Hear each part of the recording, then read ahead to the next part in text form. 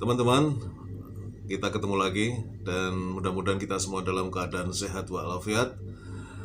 Dan tentunya marilah kita pertama-tama selalu bersyukur kepada Allah dengan mengucapkan Alhamdulillahirrahmanirrahim, dan kemudian bersolawat kepada baginda Rasulullah Muhammad sallallahu alaihi wasallam.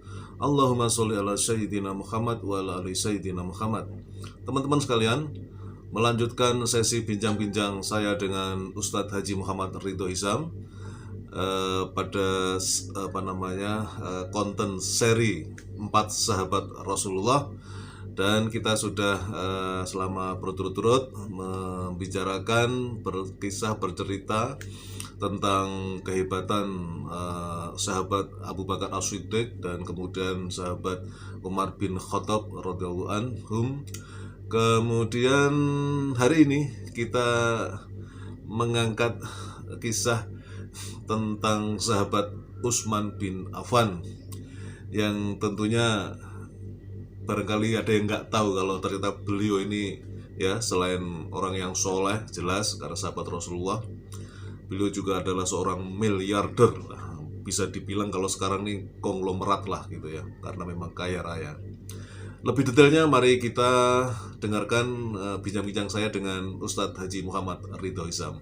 Oke, Assalamualaikum warahmatullahi wabarakatuh, Ustadz. Waalaikumsalam warahmatullahi wabarakatuh. Alhamdulillah, Ustadz, kita melanjutkan seri 4 sahabat. Ya, Kita sudah menyelesaikan kemarin sahabat Abu Bakar dan Umar, dan hari ini kita membicarakan tentang sahabat Utsman bin Affan, Utsman bin Affan. yang tentu juga beliau seorang yang sangat hebat. Yang saya tahu beliau adalah sosok yang kaya raya, konglomerat, bahkan konglomerat ya. Dan yang lebih menonjol lagi, pada masa beliau lah Al-Quran sudah disusun dalam satu mushaf, sehingga disebut mushaf Utsmaniyah gitu. Nah, barangkali dalam hal-hal seperti ini yang secara lebih detail bisa Ustadz jelaskan. Ya, jadi betul sekali bahwa Utsman ini termasuk sahabat Nabi yang awal-awal masuk Islam juga.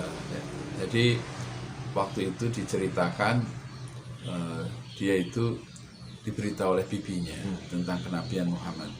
Lalu dia menemui Abu Bakar, ya, sahabatnya, dan kemudian mengajaknya untuk menemui Rasulullah dan bersyahadat. Umar ini di kalangan Utsman Umar lagi ya.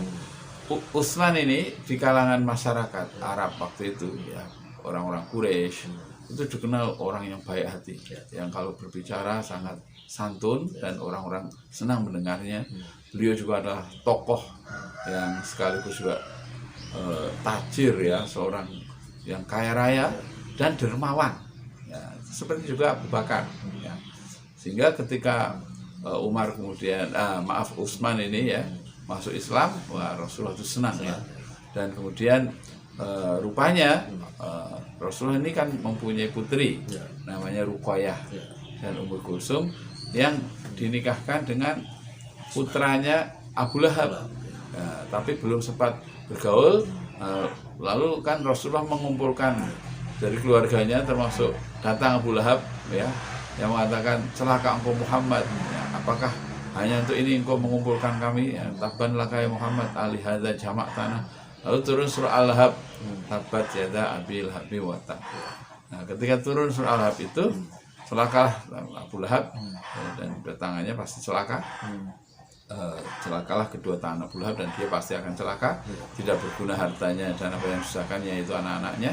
Kelak dia akan masuk neraka yang menyala-nyala, dan juga istrinya. Nah, istrinya namanya Ummu Jamil. Jadi kemudian keduanya, Abu Lahab istrinya itu menyuruh supaya anaknya menceraikan istrinya atau putri-putri Rasulullah ini. Nah, sebelum mereka menggaulinya, akhirnya rupanya kemudian mendengar telah diceraikan, Utsman kemudian mendatangi Rasulullah karena sangat terpikat dengan akhlak putrinya, dan sekaligus putrinya ini sangat cantik jelita. Akhirnya menikahlah Utsman ini dengan Khalifah Utsman ya, Utsman bin Affan ini dengan Ruqayyah putri Rasulullah. Dan kita mengetahui benar sekali bahwa pada zaman Utsman bin Affan ini beliau mengumpulkan para tim penulis Al-Quran yang dipimpin oleh Zaid bin Sabit. Waktu itu usianya sudah 80-an. Zaid ini. Zaid bin Sabit ini. Dan akhirnya terkodifikasi itu terbukukan yang kemudian dikenal dengan Mushaf Utsman. Dan ada beberapa yang menulis secara pribadi itu kemudian dimusnahkan. Ya seperti Abdullah bin Mas'ud itu kemudian dimusnahkan. Hanya satu yang kemudian setelah melalui seleksi ya hafalan-hafalan dari orang-orang satu-satu dan sebagainya, akhirnya terkumpullah yang namanya Mushaf Utsmani ini sampai sekarang. Dan Utsman ini punya sumur ya. Waktu itu kan ceritanya itu orang Yahudi yang menguasai sumur itu di Madinah dan tidak mau menjualnya. Lalu Utsman kemudian membelinya tapi separuh. Jadi hari ini untuk orang Islam, hari ini orang Yahudi. Jadi orang Yahudi itu merasa beruntung dia. Tapi pada hari di mana itu haknya hari atau waktu untuk orang Yahudi, tidak ada orang Islam yang mengambil air di situ. Akhirnya dijual semuanya. Jadi tidak separuh tapi akhirnya sumur itu dijual dan sampai sekarang konon masih menjadi memberkahi dan menghasilkan itu namanya sumur Utsman itu terkenal sekali. Saking dermawannya, jadi Utsman ini pahalanya mengalir terus ya dari mushaf yang pada zaman beliau, kemudian juga dari sedekah sumurnya beliau dan lain sebagainya. Ya, baik Ustadz, untuk selanjutnya kisah tentang sosok sahabat Utsman bin Affan ini, terutama ketika beliau menjadi seorang khalifah dan beliau ternyata adalah khalifah yang terlama masa pemerintahnya sampai 12 tahun. Mungkin bisa Ustaz ceritakan sosok beliau sebagai seorang khalifah, sebagai seorang pemimpin kepala negara lah. Betul. Jadi Khalifah Utsman ini pada zamannya Islam berkembang pesat sekali ya. Pada zaman Umar juga sebenarnya sudah sampai ke Mesir kan. Pada zaman Utsman ini sudah sampai ke Romawi, sudah sampai ke Bizantium atau ke mana lagi, ke Persia. Jadi sudah mungkin juga sudah sampai ke Indonesia mungkin ya. Jadi memang Utsman ini seorang pemimpin yang boleh dikatakan kalau Umar itu sikapnya tegas, gitu. Kalau Utsman ini orangnya toleran. Ya, jadi dia sangat menjauhi konflik-konflik. Ya. Dan banyak orang yang akhirnya tidak suka dengan Utsman ini, ya. Bahkan akan membunuhnya. Beberapa kali ada usaha percobaan pembunuhan. Nah, jadi Utsman ini karena dermawan, itu diceritakan banyak orang yang sebelumnya jadi budak dibebaskan. Kalau Abu Bakar kan terkenal membebaskan Bilal. Utsman ini lebih dari 20 orang yang dibebaskan dari budak. Dan memang pada zaman Utsman kemudian karya monumentalnya itu Mushaf Al-Quran itu modifikasinya selesai pada zaman Utsman, dan beliau memimpin menjadi khalifah sejak tahun 644 sampai 656, 12 tahun. Jadi paling lama, dan usia beliau juga meninggalnya kurang lebih 80 tahun.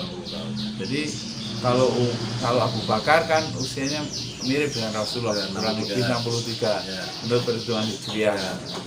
Kemudian Umar itu ya selisih sedikit ya. Nah, tapi kalau Utsman ini panjang umur ya, sampai 80-an tahun, dan kepemimpinannya terabadikan ya sebagai seorang khalifah yang adil ya, khalifah yang banyak menyebarkan ajaran Islam sampai ke penjuru dunia seperti itu. Baik Ustadz, untuk sosok sahabat Utsman bin Affan kita cukupkan. Kapan-kapan kita perlebar lagi karena kisahnya tentu masih sangat banyak dari sahabat-sahabat yang utama ini. Terima kasih. Assalamualaikum warahmatullahi wabarakatuh. Waalaikumsalam warahmatullahi wabarakatuh.